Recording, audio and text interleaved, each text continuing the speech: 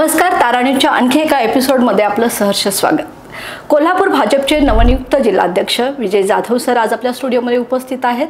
त्यांचा कार्यकर्त्यापासूनचा तो नेतृत्वापर्यंतचा प्रवास आज आपण जाणून घेणार आहोत। पक्षाशी नाळ जोडलेले राहून जनतेशी थेट संपर्क ठेवणारे विजय जाधव सर आज आपल्या स्टुडिओमध्ये उपस्थित आहेत।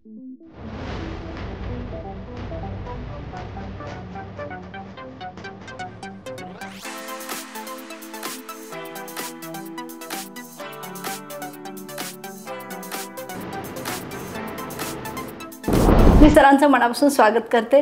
सर, ताराणीच्या स्टुडिओमध्ये आपलं सहर्ष स्वागत। आणि भाजपच्या जिल्हाध्यक्षपदाची सूत्रे हाती घेतल्यानंतर सध्या आपला राजकीय प्रवास कसा सुरू आहे, काय सांगा?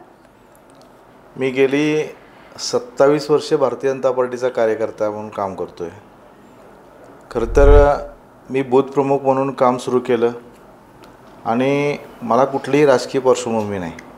म्हणजे माझ्या घरात परिवारात कुणी दूर दूर तक खासदार आमदार फार लांबची गोष्ट आहे, नगरसेवक ग्रामपंचायत सदस्य सुद्धा राजकीय पार्श्वभूमीला नाही। तरीसुद्धा गेले 27 वर्ष पक्षाशी प्रामाणिकपणे मी काम करत राहिलो आणि बूथ प्रमुखापासून मला आज जगातील सगळ्यात मोठा पक्ष असलेल्या, देशातील जवळजवळ 18 राज्यामध्ये सरकार असलेल्या आणि देशामध्ये तिसऱ्यांदा मोदींच्या रूपानं पंतप्रधान झाले अशा भारतीय जनता पार्टीचा जिल्हाध्यक्ष केलं, याबद्दल मला खूप म्हणजे माझ्या सर्व वरिष्ठ नेतृत्वाचा मी आभार मानतो। कारण माझ्यासारख्या सर्वसामान्य कुटुंबातील कार्यकर्त्याला पक्षाने मला संधी दिली। सामान्य कार्यकर्त्यांपासून ते जिल्हाध्यक्ष पदापर्यंतचा प्रवास कसा होता? हे निश्चित सांगितलं पाहिजे की अतिशय प्रतिकूल आणि खडतर परिस्थितीमध्ये आम्ही काम सुरू केलं आणि हेही तितकंच खरं की आमच्यापेक्षा जुनी जी पिढी आहे त्यांनी तर फारच परिश्रम आणि खडतर परिस्थिती अनुभवली, त्यांना कधीच काय मिळालं नाही। परंतु अगदी म्हणजे 1997-98 पासून असेल अनेक वेळा आम्ही विरोधी पक्षातच असायचो। म्हणजे अगदी गॅस 1 रुपया वाढला सिलेंडरचा तरी आंदोलन करायचं, महापालिकेत एखादी गोष्ट झाली तरीसुद्धा आंदोलन करायचं, आरोग्यविषयक समस्या असतील रस्त्यावर उतरणारा पक्ष आमचा, लोकांच्या नागरिकांच्या समस्येसाठी सातत्यानं रस्त्यावर उतरणारा पक्ष म्हणून आमची प्रतिमा आहे। आणि आजसुद्धा आम्ही जरी सरकारमध्ये असलो तरीसुद्धा एखादी गोष्ट जर जनतेच्या विरोधात घडली तरी भले सरकार आमचं असलो तरी आम्हाला पक्षानं सांगितलं की त्यासाठी तुम्ही लढलं पाहिजे, सरकार आपलं असलं तरीसुद्धा। त्यामुळे त्या पद्धतीनं आम्ही आज वगैरे लढत आलो। आगामी स्थानिक स्वराज्य संस्थांच्या निवडणुकांमध्ये भाजपची भूमिका अधिक प्रभावी होण्यासाठी तुम्ही कोणते प्रयत्न आता सध्या करणार आहात? खरं तर भारतीय जनता पार्टी नेहमी 24/7 इलेक्शन मोडमध्ये असते। म्हणजे आम्ही जर तुम्ही बघितला की कायम सातत्यानं माननीय अमित भाई शाह असतील, मोदीजी असतील, राज्याचे आमचे प्रदेशाध्यक्ष रवींद्रजी चव्हाण असतील आणि सन्माननीय सगळ्यांचे लाडके मुख्यमंत्री देवेंद्रजी फडणवीस असतील, यांनी आम्हाला सातत्यानं सांगितलं की बूथ मजबूत करा। म्हणजे कोणतीही निवडणूक ही बूथवर लढली गेली पाहिजे। समजा माझ्या ठिकाणी बूथ आहे तर बूथ जर मजबूत नसेल तर शहरामध्ये कसं काम करणार? त्यामुळे आम्हाला सातत्यानं असं सांगितलं असेल की आमच्यामध्ये एक रचना आहे की एखाद्या शाळेतला वर्ग म्हणजे एक बूथ आपण म्हणतो आणि त्या एखाद्या शाळा असेल किंवा संस्थांमध्ये जे मतदान होतं ते 3 किंवा 5 बूथ म्हणून आम्ही शक्ती केंद्र म्हणतो। म्हणजे आमची रचना अशी आहे की बूथ प्रमुख 3 किंवा 5, त्यावर एक प्रमुख नेमायचा कार्यकर्ता, शक्ती केंद्र प्रमुख, त्यांना हे सातत्यानं शासनाच्या ज्या योजना आहेत त्या सर्वसामान्य कुटुंबापर्यंत पोहोचाव्यात अशी आमची यंत्रणा आहे। त्यामुळे आम्ही कायमच इलेक्शन मोडमध्ये असतो। कोल्हापूरसारख्या परंपरागत काँग्रेस राष्ट्रवादीचा प्रभाव असणाऱ्या पण आता इथं प्रभाव जास्तीत जास्त भाजपचा पडावा यासाठी नेमकी तुमची रणनीती काय असणार आहे स्थानिक स्वराज्य संस्थांच्या मध्ये? आता तुम्ही म्हटलं ते अर्ध सत्य आहे, आता ते इतिहास जमा झालं। आज कोल्हापूरमध्ये जिल्ह्यामध्ये या जनतेनं भरभरून आशीर्वाद दिला महायुतीला। 10 पैकी 10 कोल्हापूरमध्ये फुटबॉल प्रसिद्ध आहे ना, 10-0 गोलनं आम्ही आता मात केलं आहे जनतेच्या आशीर्वादानं। त्यामुळे आता बालेकिल्ला वगैरे असं काही म्हणता येणार नाही। आणि मी एक निश्चित सांगतो तुम्हाला की मागच्या वेळी आमच्या भारतीय जनता पार्टी ताराणी आघाडीच्या 33 जागा होत्या, काही कारणामुळे महापौर आमचं होऊ शकले नाही। परंतु ह्यावेळी नक्की तुम्हाला सांगतो की जनतेचा आशीर्वाद, जनता आमच्या पाठीशी राहील। कारण शेवटी बघा, केंद्रामध्ये भाजपचं सरकार आहे, महाराष्ट्रामध्ये भारतीय जनता पार्टीचं सरकार। अशा वेळी इथं कुठलं तरी वेगळ्या विचारांचं सरकार आलं तर निधी येण्यात किंवा अनेक गोष्टीला अडचण येऊ शकते। जर कोल्हापूरचा विकास व्हायचा असेल तर या कोल्हापूरचा महापौर भाजपचा महायुतीचा होणं अत्यावश्यक आहे, कारण अनेक कोल्हापूरचे प्रश्न रखडलेले वर्षानुवर्षे निश्चितपणे येणाऱ्या काळात सुटत. आरोग्य शिबिर, मुख्यमंत्री सहायता निधी आणि जनसेवा यामधून सामान्य लोकांशी नाळ जुळवणं शक्य झालं. ही भूमिका आता जिल्हाध्यक्ष म्हणून कशी अधिक व्यापक तुम्ही करणार आहात? हे बघा, मला आरोग्यविषयक कामाची अगदी मला पहिल्यापासूनच आवड आहे. अगदी चंद्रकांत दादा मला 2014 ते 19 जे राज्याचे महसूल मंत्री होते, सहकार मंत्री होते आणि या जिल्ह्याचे पालकमंत्री होते, तेव्हासुद्धा मुख्यमंत्री सहायता निधी संदर्भात जी कामं असायची त्याला मला दादांनी समन्वयक म्हणून संधी दिली. म्हणजे मी अगदी अभिमानानं सांगू शकतो की या जिल्ह्यामध्ये अनेक मोतीबिंदूचे 450-500हून अधिक ऑपरेशन्स आपण मोफत केली. आणि आरोग्य शिबिर म्हणजे फक्त आरोग्य शिबिर आणि तपासणी असं केलं नाही, तर आमचा सातत्यानं असा प्रयत्न असतो चंद्रकांत दादांचा की एखाद्याची तपासणी केली पण पुढं काय, समजा त्याला जर उपचाराला पैसे नसतील तर काय, मग अनेकांची मोतीबिंदूची ऑपरेशन्स असतील, हार्टची ऑपरेशन्स असतील, दुर्दैवाने एखाद्याला कॅन्सरसारखा दुर्धर रोग झाला तर त्याला शेवटच्या क्षणा म्हणजे चांगलं होईपर्यंत, बरं होईपर्यंत पैशाविना कुठलं उपचार तटले असं होऊ नये.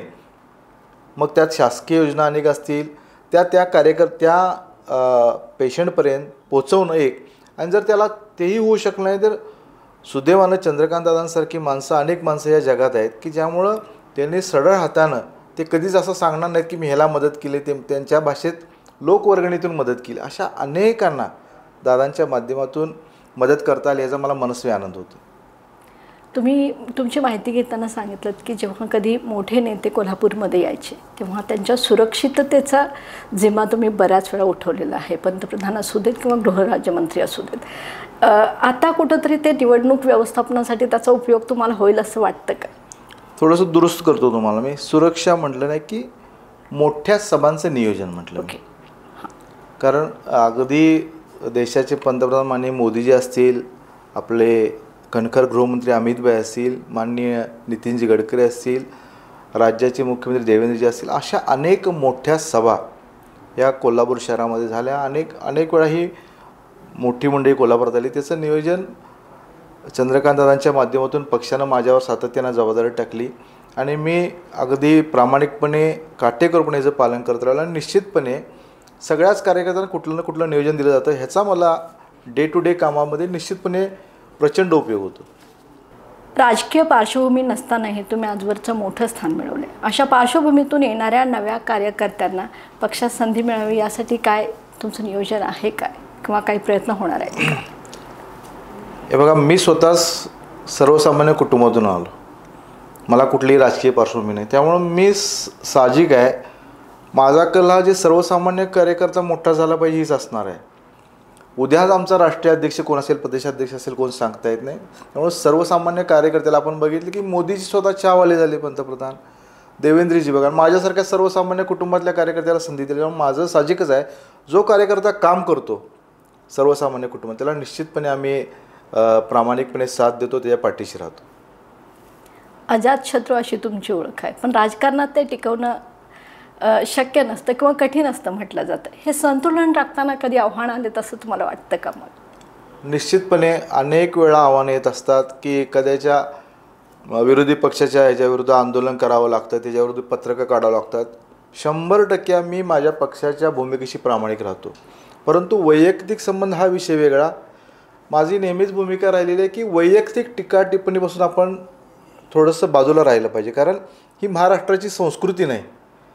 निश्चितपणे पक्षाच्या ध्येय धोरणावर त्या व्यक्तीचं काय चुकलं असं टीका करावी, परंतु म्हणजे आपली पातळी सोडून टीका करू नये असं माझं वैयक्तिक मत आहे. त्याच्या धोरणावर चुकलं तर 100% त्यावर हल्ला म्हणजे शाब्दिक हल्ला केला पाहिजे, परंतु वैयक्तिक टीका करण्यापासून सगळ्यांनीच थोडं थांबलं पाहिजे असं माझं मत आहे. भाजपच्या कोर टीममध्ये आता तरुणांचा सहभाग वाढवण्यासाठी जिल्हा पातळीवर तुम्ही कोणते उपक्रम राबवतात? मगाशीच तुम्ही सांगितलं बूथ चेक सिस्टीम तुम्ही सांगतात, आणि कुठले असे उपक्रम आहेत का? मी मगाशी म्हटलं की भारतीय जनता पार्टी एवढी दूरदृष्टीची पार्टी कुठली असेल असं वाटत नाही. आता आमच्या पार्टीनं असा निर्णय केला की मंडलाध्यक्षांना आमच्या प्रत्येक बूथ प्रमुखालाच महत्त्व आहे, म्हणजे सगळ्यात खालच्या स्तरावर बूथ प्रमुख त्यालासुद्धा प्रचंड महत्त्व आहे. तसंच ह्या अनेक बूथचा मिळून एक मंडल असतं आमच्याकडे. हे कोल्हापूर शहरामध्ये 9 मंडल आहेत. आता पार्टीनं काय निर्णय केला की संपूर्ण महाराष्ट्रामध्ये कुठलाही मंडल अध्यक्ष हा 45 वर्षाच्या खालील असावा ह्याचं कारण काय की त्यांना पुढचे 10 वर्ष 20 वर्षाचं नेतृत्व तयार करायचं आहे. हा पार्टीचाच हा निर्णय आहे. तरुण नेतृत्वाला संधी देण्यासाठी तिने असे अनेक प्रयोग येणाऱ्या काळामध्ये भारतीय जनता पार्टी करते. राजकीय पारदर्शकता आणि जनसंपर्क या बाबतीत कार्यरत राहणं हे जिल्हाध्यक्ष म्हणून किती कठीण आहे असं तुम्हाला वाटतं आणि यावर तुम्ही कसा विचार करता? मग मी मगाशी उल्लेख केला की आम्ही कायमच 24/7 तयार असतो. आजसुद्धा आपण जर बघितलं की राजकीय पक्ष जरी आम्ही असलो तरी आमची भारतीय जनता पार्टीची सेवाभावी वृत्ती जरा जास्त आहे. अगदी आम्ही परवा चंद्रकांत दादांचा वाढदिवस साजरा केला त्यावेळी आम्ही काय केलं, या कोल्हापूर शहरात एक मोतीबिंदूसाठी एक शिबिर भरवलं, नेत्र तपासणी शिबिर. त्यात ज्यांना मोतीबिंदू आवडेल त्यांची सगळ्यांची मोतीबिंदूचे ऑपरेशन्स आम्ही मोफत करायला लागलो. बरोबर. दुसऱ्या बाजूला आम्ही काय केलं की महाराष्ट्राचे मुख्यमंत्री माननीय देवेंद्रजी फडणवीस यांचा वाढदिवस होता. 22 जुलैला अगदी सगळ्या पूर्ण महाराष्ट्रभर हजारोहून अनेक ठिकाणी रक्तदान शिबिर झाले. यामध्ये जवळजवळ रेकॉर्ड 78,000हून अधिक या ठिकाणी रक्तदान केलं गेलं. हा एक विक्रम आहे म्हणजे आशियामध्ये. त्यामुळं हे सेवाभावी वृत्ती हेच भारतीय जनता पार्टीचे आहे आणि राजकारण एक वेगळं अंग आहे. म्हणजे आम्ही कृतीतनं ते करतो. म्हणजे 20% राजकारण आणि 80% समाजकारण हे भारतीय जनता पार्टी कृतीतून दाखवत असते. येणाऱ्या स्थानिक स्वराज्य संस्थांच्या निवडणुकीच्या याच्यामध्ये कसं नियोजन असणार आहे मग तुमचं? आता कोल्हापूर शहरामध्ये आम्ही जवळ 81 प्रभागांमध्ये एक शिबिर राबवलेले आहेत. महाराष्ट्राचे उच्च व तंत्र शिक्षण मंत्री माननीय चंद्रकांत दादा पाटील यांच्या नेतृत्वाखाली, की जे दैनंदिन समस्या नागरिकांना भेडसावणाऱ्या असतात, की आधार अपडेट ज्यामध्ये नावात बदल, पत्त्यात बदल, फोटो बदलायचे असतात. ह्यासाठी नागरिकांची प्रचंड फरफड होते, हेलपाटे होतात, त्यांचा श्रम वेळ वाया जातो. आम्ही हे कॅम्प ठेवले. इथला जो खर्च होतो संपूर्णपणे आपण मोफत करतो. 81 प्रभागात आपण असे कॅम्प राबवतो आणि याचा संपूर्ण खर्च चंद्रकांत दादांच्या माध्यमातून केला जाणार. याबरोबरच जे रेशन कार्ड असतं आपलं, रेशन कार्डाची साईज आपल्याला आकारमान आपल्याला कल्पना आहे. रेशन कार्ड असतो आधार कार्ड एवढा मोठा असतो. मग ते आता डिजिटल स्वरूपात पॅन कार्डसारखं मिळायला लागलं आहे. तर ते आम्ही मोफत देतो आहे. म्हणजे सहज तुम्ही वॉलेटमध्ये पर्समध्ये ठेवता येईल ते कार्ड, हे सुद्धा आम्ही मोफत करतो आहे. याबरोबरच पॅन कार्डसुद्धा आपल्याला माहिती आहे 150-200 रुपये लागतात. पॅन कार्डसुद्धा ह्या शिबिरामध्ये मोफत दिले जातात.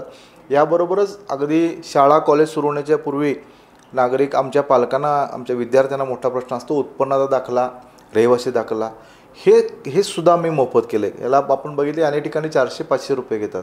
त्यामुळे 81 प्रभागात अशा प्रकारचे शिबिर मला वाटत नाही कुठल्या पक्षाने घेतले असे. हे संपूर्णपणे नागरिकांना आम्ही मोफत देतो. त्यामुळे अशा अनेक प्रयोग म्हणजे सामाजिक कामं आम्ही नेहमीच करत असतो आणि मला खात्री आहे की सर्वसामान्य जनता हे सगळं बघते आणि ज्यावेळी त्यांना आशीर्वाद द्यायचा आहे त्यावेळी 100% मतदानातून आम्हाला जनता आशीर्वाद देईल. आणि या कोल्हापूरचा महापौर भारतीय जनता पार्टीचा महापौर महायुतीचा होईल याबद्दल कुठल्याही प्रकारची शंका माझ्यासारख्या कार्यकर्त्याच्या मनात नाही. सर, भारतीय जनता पक्षाची सत्ता आल्यापासून कोल्हापूरमध्ये नेमकी काय डेव्हलपमेंट झाली असं वाटतंय तुम्हाला? आणि आधीचं सरकार आणि आत्ताच्या सरकारमध्ये नेमकं हे सरकार आल्यापासून काय बदल झाला आहे? खूप मोठा बदल झालेला आहे. आपण अगदी 2014-19 म्हटलं तर या कोल्हापूरमध्ये टोलविरोधी आंदोलन झालं की जे देशभर गाजलं आणि या राज्याचे महसूल मंत्री, जिल्ह्याचे पालकमंत्री चंद्रकांत दादा पाटील यांच्या माध्यमातून हा टोल रद्द करण्यात आला आणि त्यासाठी जे काय 400-450 कोटी असतील ते त्या कंपनीला देण्यात आले. नाहीतर आपल्याला 30 वर्ष या कोल्हापूर शहराला, कोल्हापुरातील नागरिकांना टोल भरावा लागला असता. आणि अगदी अलीकडच्या काळात म्हटला गेल्या 2.5 वर्षानंतर गेले 8-9 महिने आपलं सरकार आहे. अनेक वर्षानुवर्ष रखडलेली कामं झाली. आपण बघितलं असेल की केंद्र सरकारच्या माध्यमातून सुद्धा या कोल्हापूर शहराचं शेवटी या कुठल्याही जिल्ह्याची, शहराची डेव्हलपमेंट होत असताना कनेक्टिव्हिटी फार महत्त्वाची आहे. की आज कोल्हापूर शहराचं आपलं विमानतळ जर बघितलं तर अक्षरशः आंतरराष्ट्रीय दर्जाचं विमानतळ झालं आहे. त्याचा ऐतिहासिक बाज तसाच ठेवून नाईट लँडिंग असेल, त्याचा रनवे असेल, अत्यंत देखणं असं विमानतळ उभारले ज्यासाठी केंद्र सरकारनं 274 कोटींचा निधी या कोल्हापूर विमानतळाला गेला आणि अत्यंत पूर्ण क्षमतेने सुरू आहे. गेल्या वर्षभरात 1,00,000 ते 1,40,000 प्रवाशांनी याचा लाभसुद्धा घेतला आणि प्रायव्हेट विमानं की जवळजवळ 250हून ह्या गेल्या वर्षभरात या ठिकाणी आलेले आहेत. याबरोबरच आपण बघितलं असेल की कोल्हापूरचं जे रेल्वे स्टेशन आहे, अमृत भारत योजनेअंतर्गत 44 करोड रुपये पहिल्यांदाच रेल्वेला एवढे मिळाले असतील. 44 करोड रुपये मिळाले. त्यामुळं इथं आता कोल्हापूरच्या रेल्वेचं सुशोभीकरण आणि काही गोष्टींचा बदल सुरू आहे, तो सुद्धा येणाऱ्या काळात आपल्याला बदललेला दिसेल. याबरोबरच गेले 50-55 वर्ष कोल्हापूर मुंबई महालक्ष्मी एक्सप्रेस जी होती ती जुनीच गाडी होती.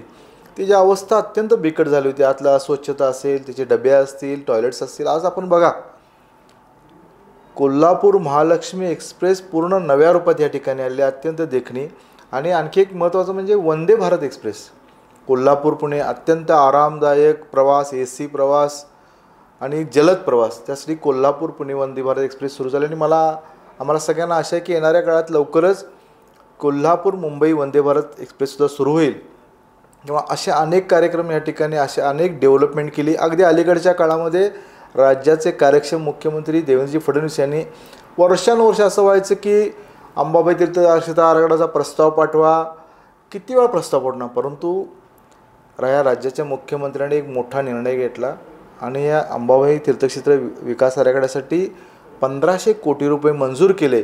आणि मला विश्वास आहे की येणाऱ्या काळामध्ये इथल्या स्थानिक नागरिकांना, व्यापाऱ्यांना विश्वासात घेऊन अगदी आमूलाग्र असं आई अंबाबाईच्या ठिकाणी म्हणजे त्याचा ऐतिहासिक बाज ठेवून चांगला बदल होईल.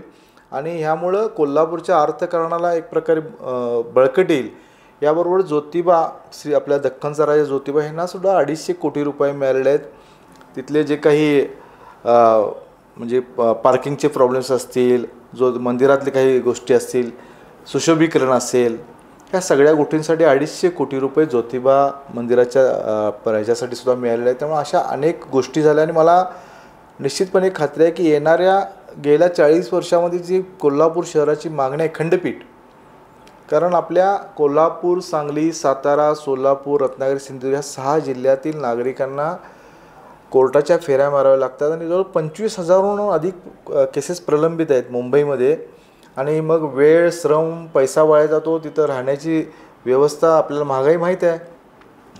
त्यामुळं येणाऱ्या काळामध्ये मला विश्वास आहे की या कोल्हापूर शहरामध्ये खंडपीठ सुरू होईल आणि कोल्हापूर शहराला एक वेगळं महत्त्व आणि खरंच अर्थकारण येणाऱ्या काळात कोल्हापूरचं बदलून जाईल. आणि अगदी आणखी एक मागणी की आज आपण बघितलं की कोल्हापूर शहरातील अनेक आपली तरुण मुलं-मुली ह्यांना त्यांच्या पद्धतीची जे पॅकेज म्हणू किंवा जे हे मिळायला पाहिजे पगार, त्याबद्दल मिळत नाही. त्यामुळे ते पुणे, बेंगलोर, हैदराबादला जातील. त्यामुळं आम्ही परवा मागणी केली आणि या सरकारचा निश्चितपणे प्रयत्न आहे की येणाऱ्या काळामध्ये कोल्हापूर शहरामध्ये IT पार्क निश्चितपणे होईल आणि आपल्या युवक युवतींना आपलं घरदार सोडून बाहेर जावं लागणार नाही. इथं मोठ्या प्रमाणात डेव्हलपमेंट होईल असा मला विश्वास वाटतो. सर, हद्दवाढीचा एक मुद्दा प्रचंड गाजतोय आणि भाजप जिल्हाध्यक्ष म्हणून तुमचं यावर नेमकं काय मत आहे? कोल्हापूर शहराचा भाजप जिल्हाध्यक्ष म्हणून आणि एक कोल्हापूरचा नागरिक म्हणून माझी प्रामाणिक इच्छा आहे की हद्दवाढी झालीच पाहिजे. परंतु हे करत असताना बघा, ग्रामीण भागातली लोकसुद्धा आपली भावंडच आहेत. ती काय अगदी त्यामुळे त्यांना विश्वासात नक्की घेतलं पाहिजे. ते का नको म्हणतात हे त्यांना जरा समजावून सांगितलं पाहिजे की काही जणांना अशी भीती वाटू शकते असते की आमच्या जागेला आरक्षण पडेल, आमचा घरफाळाच वाढेल. त्यांना हे समजावून सांगितलं पाहिजे की 10 वर्ष कुठल्याही प्रकारचं करवाढ होणार नाही. त्यामुळे अशा अनेक प्रश्नांची उत्तरं शहरातील नागरिकांची किंवा सगळ्यांची लोकप्रतिनिधींची सुद्धा जबाबदारी आहे की आपल्या ग्रामीण भागातील भावंडांनुसार समजावून सांगितलं पाहिजे की हद्दवाढ केल्यावर त्यांचाही विकास होणार आहे. कोल्हापूर शहराचा आणि सगळ्या हद्दवाढ केलेल्या गावांचा मोठ्या प्रमाणात विकास होईल. परंतु त्यांना विश्वासात घेऊन हे नक्की केलं पाहिजे असं माझं प्रामाणिक मत आहे. चंद्रकांत दादांचा एक विषय, ते मूळचे कोल्हापूरचे आहेत, मात्र कुठेतरी कोल्हापूरकडे त्यांचं नेहमी दुर्लक्ष होतं असं नेहमी कोल्हापूरवासियांचं मत असतं. यावर काय सांगा? हे कोल्हापूरवासियांचं मत नाही, अजिबात नाही. म्हणजे हे बघा, उलट चंद्रकांत दादांचं कोल्हापूरची जी जनतेची नाळ आहे ना, ती आजही घट्ट आहे. म्हणजे असं म्हटलं जाते ना, घार उडी आकाशी तिचं लक्ष पिलापाशी. आपण जर बघितलं की कोल्हापूर शहर हे छत्रपती शाहू महाराजांच्या कृपेनं अनेक या ठिकाणी तालीम संस्था उभारल्या. त्या काळाच्या वत काही मोडकळीला आल्या, काही खराब झाल्या. अनेक तालीम संस्थांनी चंद्रकांत दादांनी सढळ हाताने मदत करून तालीम संस्था देखण्या उभारल्या. परंतु हे करत असताना यात कधी राजकारण केलं नाही किंवा अशी अपेक्षा केली नाही की ह्या तालीम संस्थेला मी मदत केली येणार मला काहीतरी आमच्या पक्षाला पाठिंबा मिळेल, अशी कधी भूमिका न घेता आपलं सामाजिक कर्तव्य म्हणून दादाने अनेक तालमी या ठिकाणी बांधल्या दादांच्या मदतीनं.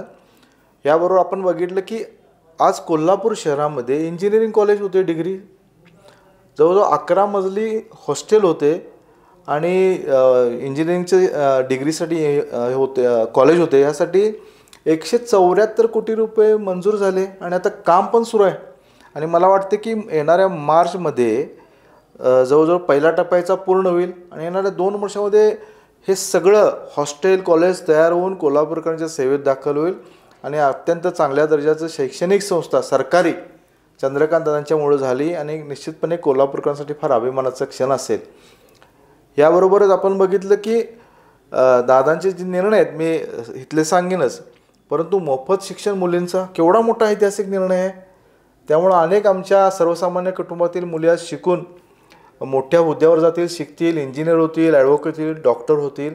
कोल्हापूरपुरतं जर बघायला झालं दादांनी तुम्ही म्हटलं त्याप्रमाणे की आज ही कोल्हापूरमध्ये चंद्रकांत दादांच्या माध्यमातून आमचे 3 फिरते दवाखाने आहेत, ज्यामध्ये कोल्हापूर शहरातील ज्या झोपडपट्टी आहेत ह्या ठिकाणी ती गाडी रोज 3 दिवसातून एकदा थांबते, 3 दिवस, आणि त्या ठिकाणी जवळजवळ रोज 200 पेशंटची तपासणी केली जाते, मोफत औषधे यांना दिली जातात. याबरोबर CPRमध्ये रोज 200 ते 300 लोकांना जे नातेवाईक असतात बाहेरच्या आपण बघितले की CPR हा खरं तर आधारवड आहे. अगदी कोकण असेल, पश्चिम महाराष्ट्र, फार लांबून लोक या ठिकाणी येतात, त्यांना राहण्याची खाण्याची गैरसोय होते. चंद्रकांत दादांच्या माध्यमातून आजही रोज 250 ते 300 लोकांना चपाती भाजी दिली जाते. हां, दादा याची जाहिरात करत नाहीत, हा दादांचा स्वभाव आहे. दादांचं एक आहे की ह्या हाताला दिलं तर त्या हाताला कळू नये. त्यामुळं आज खेळाडू जर बघितलं कोल्हापुरातील आमच्या अगदी तेजस्विनी सावंतपासून अगदी आमचा दिव्यांग क्रीडापटू आहे स्वरूप उन्नाकर, अनेक क्रीडापटूंना अनेक प्रकारचे आमच्या रेश्मा माने असतील कुस्तीपटू, अनेक प्रकारची मदत केलेली आहे दादांनी. त्यामुळे कोल्हापूरवर त्यांचं प्रचंड प्रेम आहे, प्रचंड प्रेम आहे. आजसुद्धा कोल्हापूरमध्ये कुठल्या पेशंटला समजा एखाद्या योजनेतून मदत होत नसेल, मुख्यमंत्री सहायता निधी असेल, आयुष्यमान योजना असेल, तर दादांना आम्ही एक SMS जरी केला की ह्या असंच एक गरीब पेशंट आहे त्याला आपण मदत केली पाहिजे 2-5 लाखांची, काय असेल ते, दुसऱ्या क्षणी दादांचा मेसेज येतो, त्यांना जे काय असेल ते कर. मी तुम्हाला अशी शेकडो उदाहरण सांगू शकतो की चंद्रकांत दादांनी स्वखर्चातून, मगाशी मी म्हटलं दादा त्याला लोकवर्गणी असं नाव देतात, अनेकांना म्हणजे ह्या गरजू पेशंटला मदत केलेली आहे.